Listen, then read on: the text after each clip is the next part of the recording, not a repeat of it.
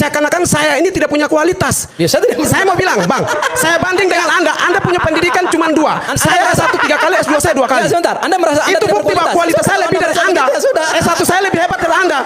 Berarti kualitas saya di kubu Pak Jokowi lebih hebat daripada kualitas Anda sebagai pengacara senior. Emang tuh ngomong-ngomong soal ijazah tuh. Enggak, ada satu orang bupati yang rupanya diduga ijazahnya palsu. Ini bupati. Kemudian si bupati itu ditanyain, Pak, ini bener Pak Bupati dulu ijazahnya palsu? Ya enggak, setahu saya asli. Waktu dulu beli saya bilang minta yang asli. Jadi jangan sampai belinya yang palsu, kata dia.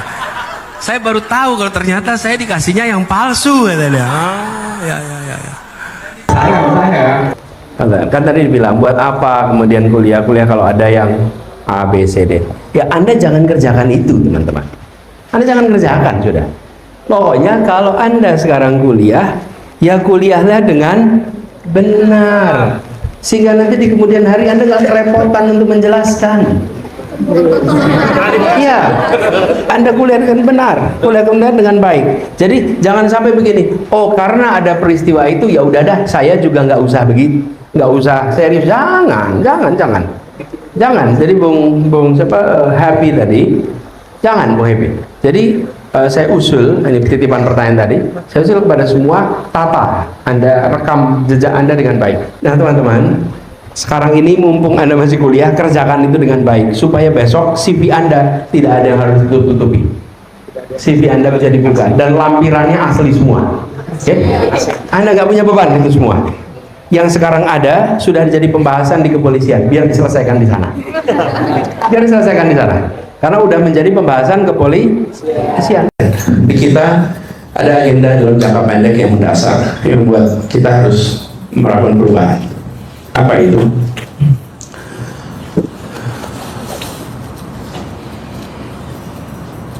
Meritokrasi.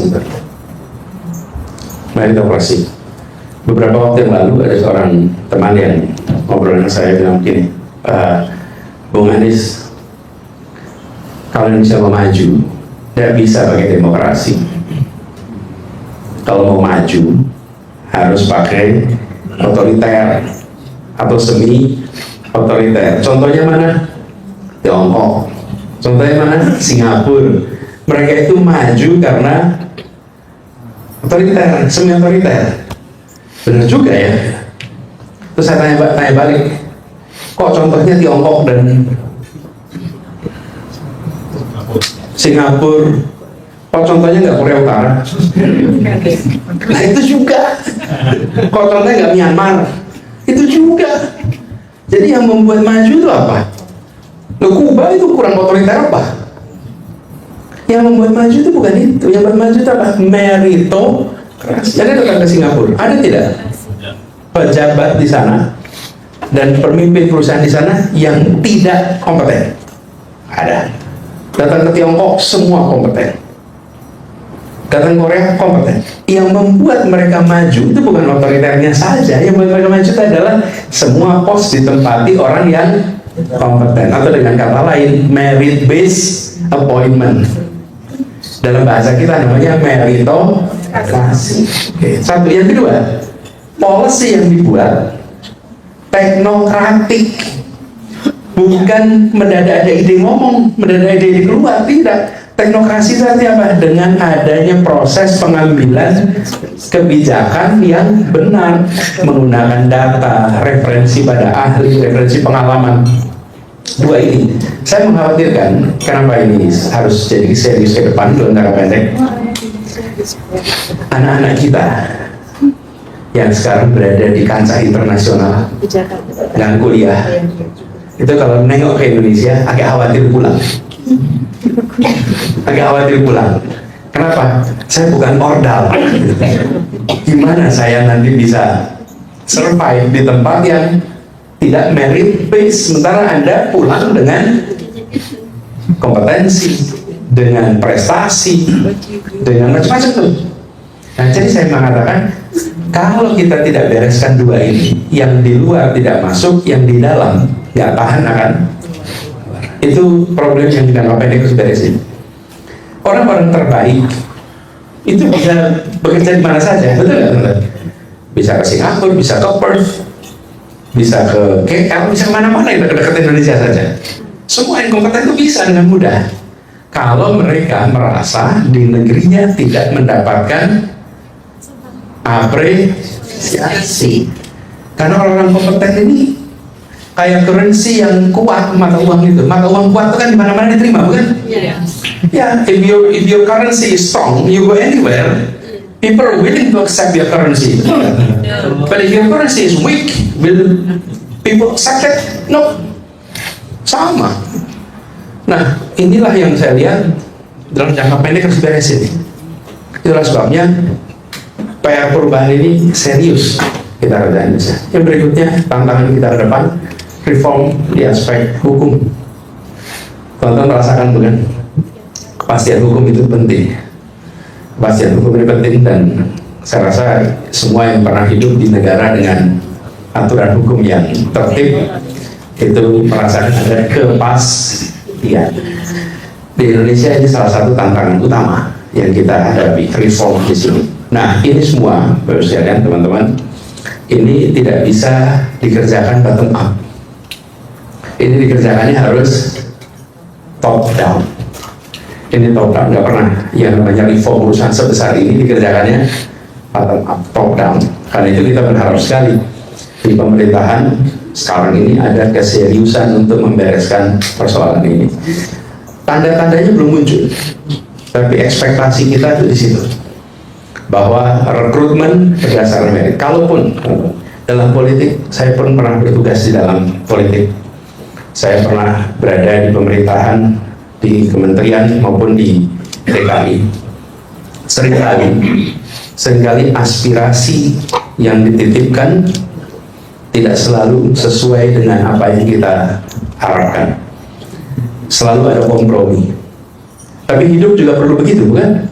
Suami istri nggak pakai kompromi, penuh dengan kompromi.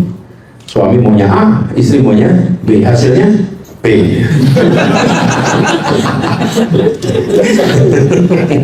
Ya nggak, ini kan sering kejadian. Bapak bisa aja kepala rumah tangga, istrinya leher. Nah, ngomongnya kepala siapa yang ngatur? Leher kita yang ngatur. Nah, jadi seringkali kita melakukan itu. Nah, ada satu hal yang perlu jaga, harus ada value yang dipegang. Kalau ada value yang dipegang, even if you deviate, you know how far you deviate, and you know how to come back. Karena punya values. Yang kedua harus ada harus ada ukuran delivery. Bisa jadi kami dititipin nama yang inkompeten dari assessment, oke? Tapi ada deliverynya. Dia bisa rekrut orang untuk bisa membantu delivery. Ada banyak cara, tapi orientasinya jangan mengorbankan kepentingan umum, jangan mengorbankan tujuan utama. Walaupun di tengah-tengahnya sering harus ada banyak sekali perjalanan yang mulai kita harus melakukan kompromi. Jadi di dalam proses politik itu bukan hanya politik lah, di keluarga pun ada kompromi. Mau nikah juga besan maunya A, sini maunya B, betul nggak teman-teman? Akhirnya kemudian cari jalan keluar, selalu itu ada. Nggak mungkin dalam hidup tidak akan ada, tetapi values-nya itu dipegang. Nah, ini teman-teman beberapa catatan pembuka. I'm not saying that this is all challenges that we face. Tapi menurut saya kalau Indonesia mau take off ke depan, bereskan jangka panjang kualitas manusia di seluruh wilayah. Yang kedua, kepastian hukum, institusi itu dikerjakan.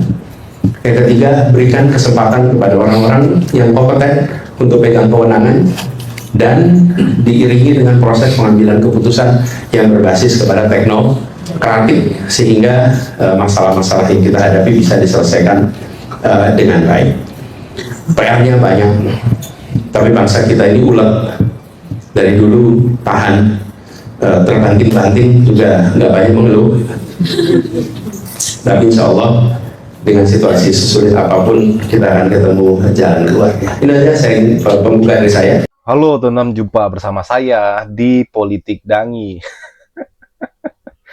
Ini betul-betul sangat menarik dan ya sangat lucu sekali teman-teman, bagaimana para termul ini ya Sepertinya para termur ini semakin gila. Bagaimana di debat di sebuah acara yaitu Rakyat Bersuara. Nah, Frit Aloy ini adalah pendukungnya Pak Jokowi ya. Dan ini sedang berdebat dengan Roy Suryo, teman-teman. Alih-alih berdebat tentang argumen ya, ini malah membandingkan ijazahnya dengan Roy Suryo. Frit Aloy mengatakan bahwa ia mempunyai 5 gelar ya. 3 diantaranya adalah gelar S1, 2 diantaranya adalah gelar S2. Sedangkan Roy Suryo, kata Frit Aloy ini adalah hanya mempunyai 2 gelar saja, S1 dan S2. Inilah yang menarik sekali teman-teman. Jadi perdebatan ini ya tentang ijazah Pak Jokowi teman-teman. Bagaimana Roy Suryo yang kemudian tidak jadi ditahan oleh kejaksaan ya. Karena keputusan Jaksa Agung teman, sehingga akhirnya kan dibebaskan teman-teman. Namun proses hukum tetap berjalan. Nah inilah yang membuat para termul kemudian ngamuk, marah-marah gara-gara Roy Suryo nggak ditahan.